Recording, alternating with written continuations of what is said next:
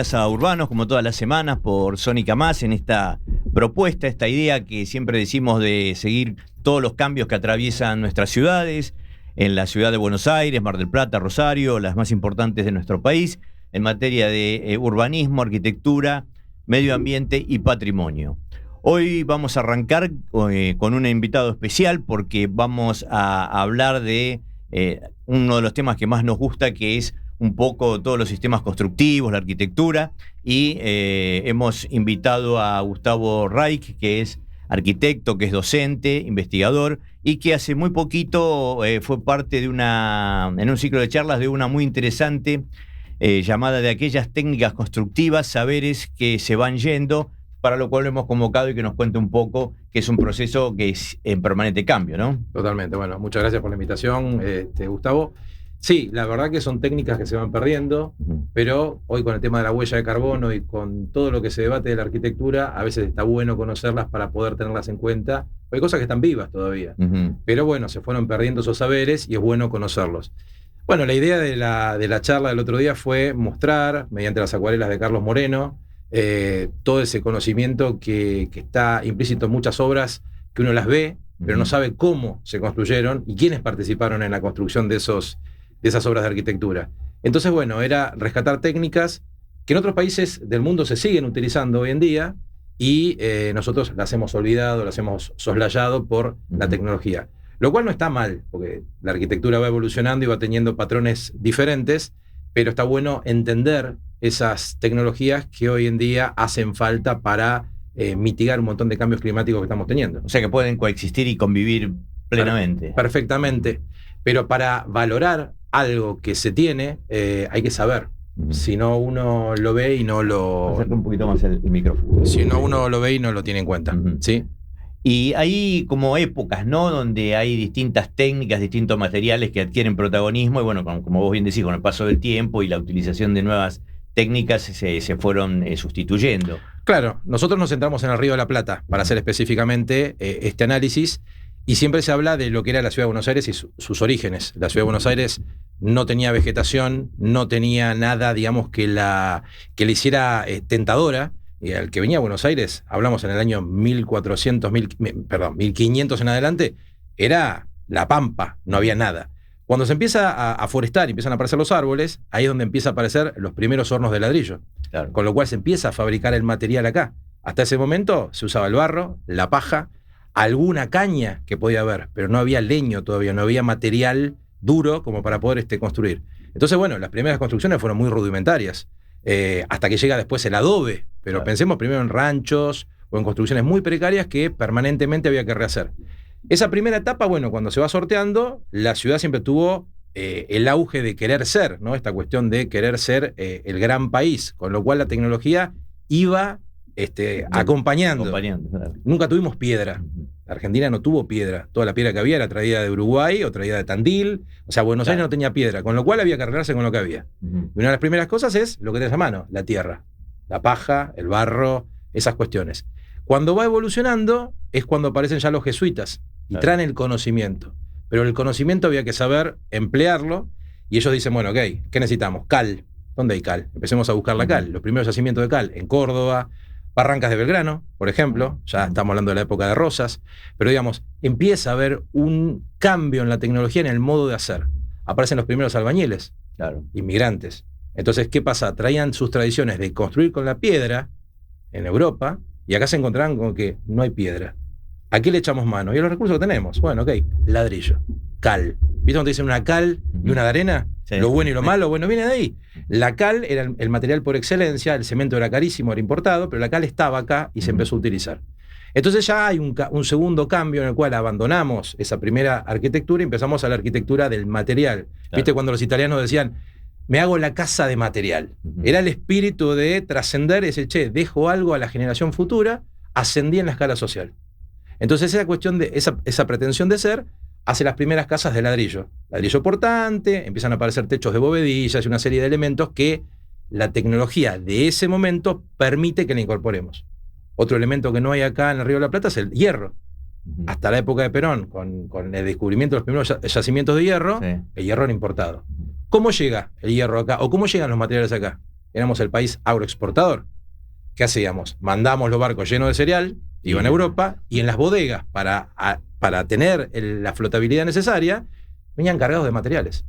Piedra, ladrillos, caños, balcones, todo tipo de elementos que acá después se comercializaban. O muchas cosas se descartaban. La pinotea. ¿Sabes que todas estas partes mucha gente la desconoce, no? Totalmente. Hoy la pinotea te van a cobrar un buen dinero por poner un piso de pinotea. La pinotea era un material de descarte.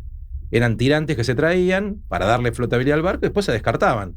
Después el ingenio criollo, ¿qué hizo? Empezó esos materiales a utilizarlos porque eran nobles. Y dijo, bueno, hagamos pisos, hagamos puertas, hagamos elementos que se apliquen en la construcción. Pero era un material de descarte. Ese ingenio popular fue trasladando esa tecnología y fue haciéndola adaptable a nuestros usos. Es muy diferente la arquitectura del Río de la Plata a la arquitectura que puedes tener, no sé, en Brasil, que tenía otra corriente migratoria y tenía otro tipo de costumbres. Entonces, el material también te va dando el carácter de la ciudad y cómo tiene una idiosincrasia propia. Por eso es tan importante conocer esas técnicas y diferenciar para poder saber cómo se construyó eso. ¿Y cuáles son algunas de las más distintivas que se puede decir que fueron propias casi de acá, por la inventiva de acá? Mira, ya la arquitectura colonial de por sí tenía sus rasgos porque no éramos Cusco ni éramos, digamos, la capital del Alto Perú. Te vuelvo a repetir, Buenos Aires es una ciudad que medio que te mandaban como, andá a Buenos Aires como diciendo, hasta que tiene el puerto. Cuando Buenos Aires tiene el puerto y puede competir de igual a igual con otras capitales, ahí ya tiene otro carácter. Y esas construcciones empiezan a tomar un área importante. No dejemos de pensar que Buenos Aires siempre quiso ser la París de Sudamérica, ya de la época de Rivadavia. Si vos ves la fachada de la catedral con la columnata que tiene y ves la Madeleine de París. O sea, esa pretensión de ser siempre estuvo. De no querer ser parte de una raigambre cultural, sino parecer a Europa, mirar siempre a Europa. Los materiales acompañaban a eso. Entonces vas a encontrar materiales acá. Tal vez en Francia ya no se consigue más, porque todo eso vino a parar acá, o de Bélgica, o de Alemania. Todo eso que se trajo amalgamó una arquitectura muy especial que es muy diferente al resto de la arquitectura que puedes encontrar en otras partes. Por eso podemos encontrar tanto eclecticismo, ¿no? De arquitectónico. Exactamente. En Buenos Aires. Exactamente. Bueno, el eclecticismo es una forma de hacer arquitectura.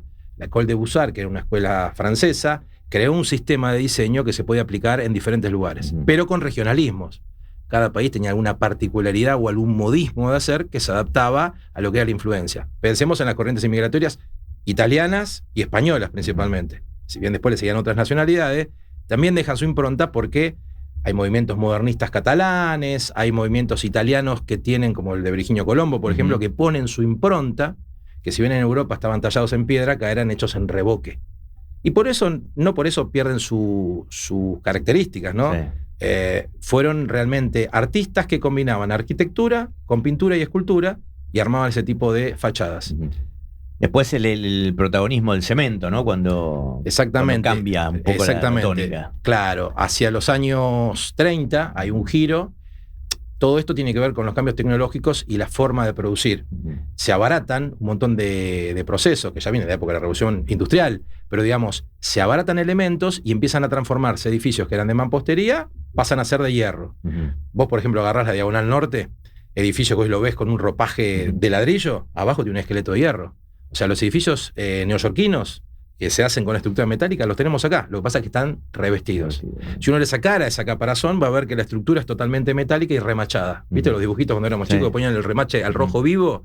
Bueno, esos edificios están armados así. Eran mecanos que se armaban y se revestían con mampostería. Y luego parecían una cosa sólida. Lo son. Pero quiero decir, no era la pared lo que sostenía. Era un armazón de hierro que quedaba ahí adentro.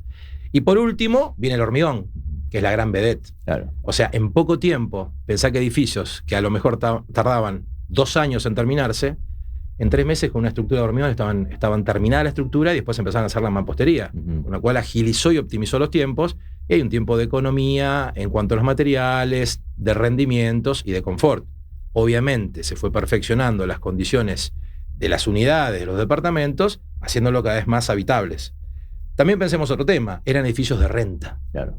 Un solo propietario a lo mejor era dueño de todo este edificio. Los 4 pisos eran un solo dueño, con lo cual te alquilaba el departamento y ahí empezaba a competir quién tenía el mejor edificio para alquilar. Entonces tal vez tenías un edificio de 1910 y al lado había un edificio de 1940 a estrenar. Y vos decís, elijo el de 1940 que tiene la última tecnología, o me voy a 1910, que tengo frío, que las puertas ya no cierran bien. Hay un sistema de competencia inmobiliaria, obviamente, que la arquitectura también acompañó. Y la tecnología se hizo presente en estos materiales, ¿no? Puertas con mejor hermeticidad, calefacción, que antes no existía, diferentes elementos de confort. Los primeros edificios con aire acondicionado central, el Cabanac, por ejemplo, se inaugura, hoy tienen splits. Pero imagínate cuando funcionó y era de una única dueña, que tenías departamentos de lujo con aire acondicionado central. Era una novedad absoluta. O el Gran Rex, la primera sala de cine con aire acondicionado. Sí. Eran hitos de la modernidad. Entonces, fueron edificios que marcaron jalones que vos decís, che, esto no es parecido a nada. Y si bien hay modelos de donde se copiaron, tiene la particularidad del Río de la Plata que le imprimió su sello. Claro. Y vos decías que, bueno, fueron cambiando, ¿no?, los saberes, las técnicas y también los protagonistas, ¿no? Porque hoy hablabas de la piedra. Yo también sigo el tema de la ciudad de Mar del Plata. Y en Mar del Plata la piedra se usó mucho en construcción en determinadas épocas, pero el oficio del picapedrero ya prácticamente quedan uno o dos, ya se ha perdido, ¿no? Exactamente. Y así debe ocurrir con otros oficios, sí, otras técnicas vinculadas. Claro, ¿no? Como te decía antes, pensá que los italianos fueron los que nos legaron un montón de formas constructivas y para ellos era un material que venía de padre, hijo, abuelo, se pasaba de generación en generación. Yo he hablado con albañiles que te contaban la nobleza del material y cómo trabajaban la piedra y era un legado que se pasaba. No cualquiera era picapedrero. Sí.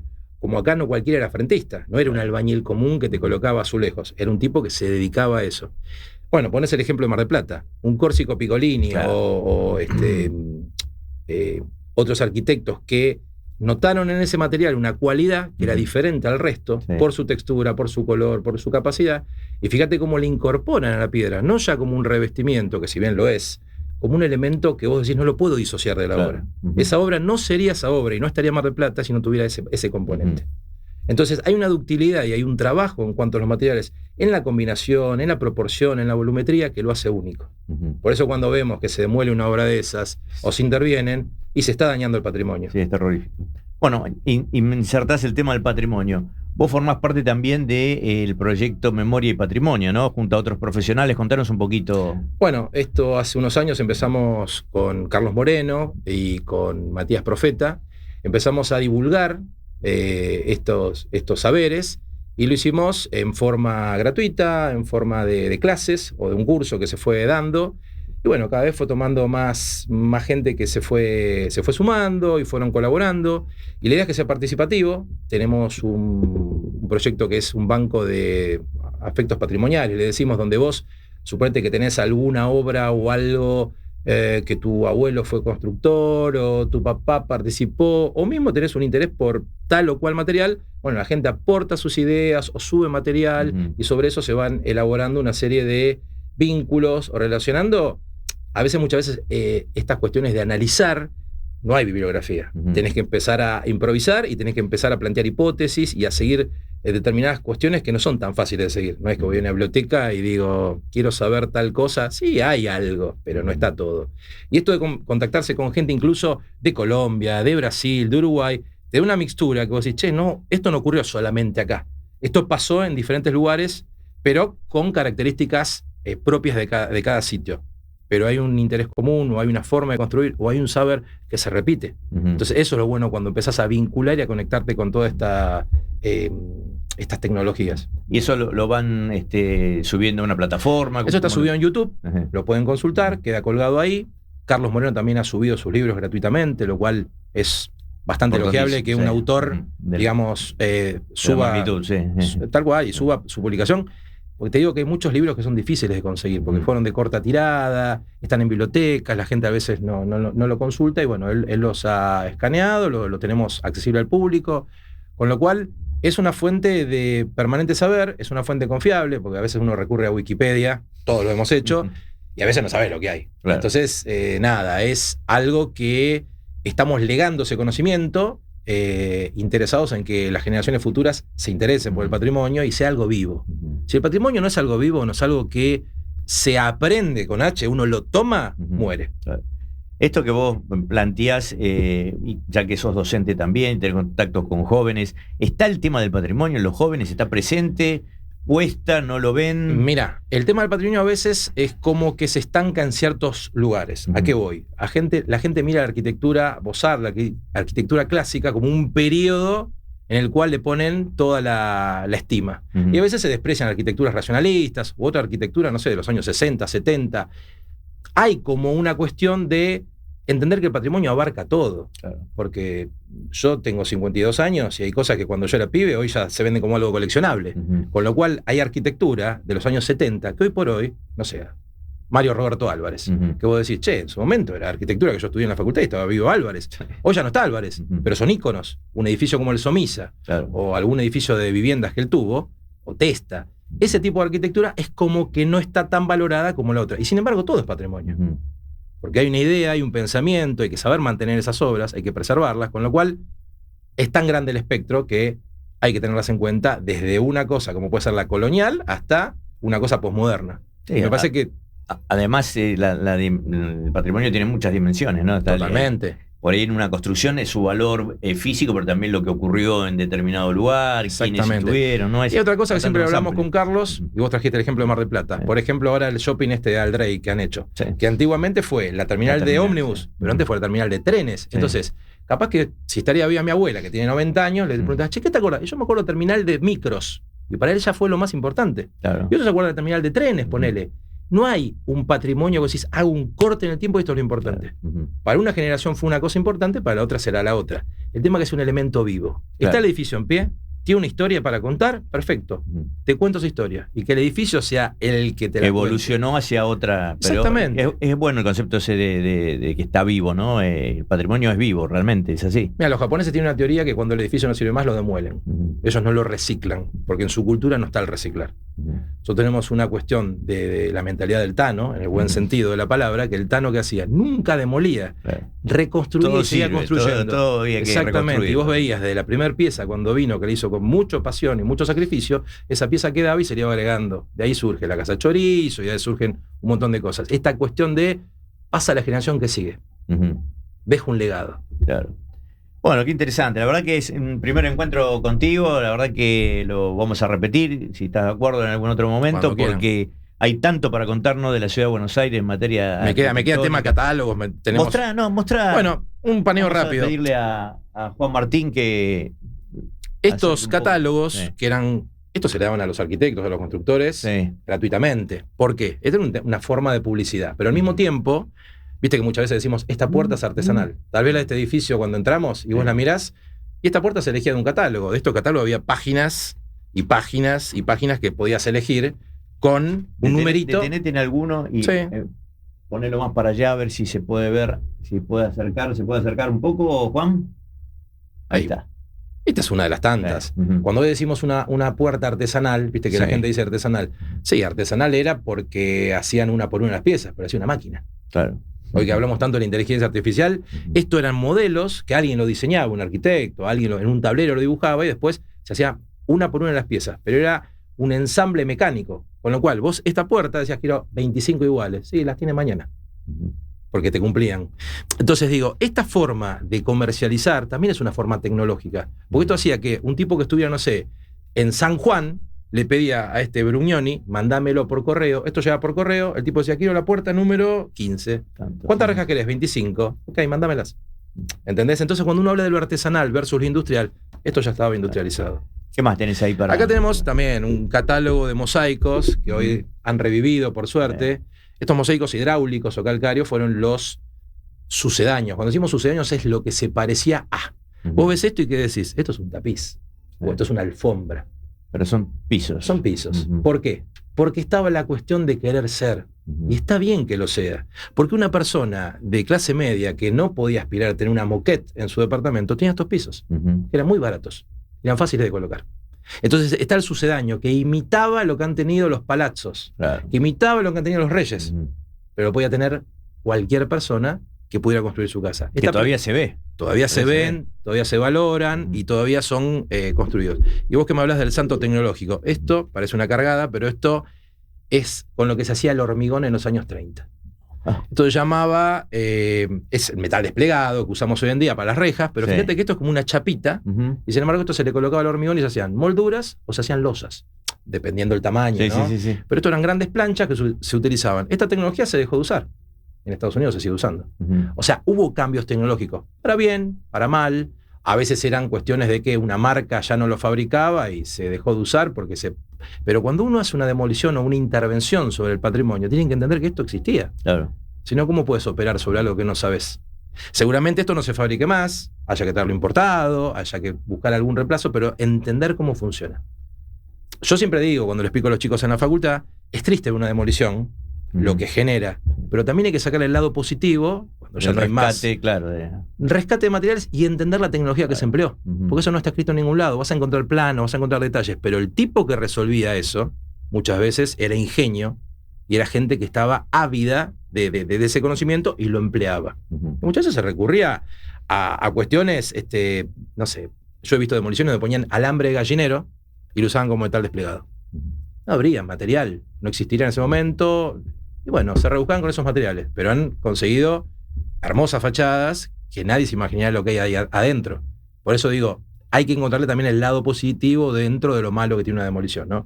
Que también te enseña cómo ese artefacto se armó. Bueno, muchísimas gracias. Gracias a vos. Y la promesa de volver a convocarte. Cuando quieras. Gustavo Reich en Urbanos.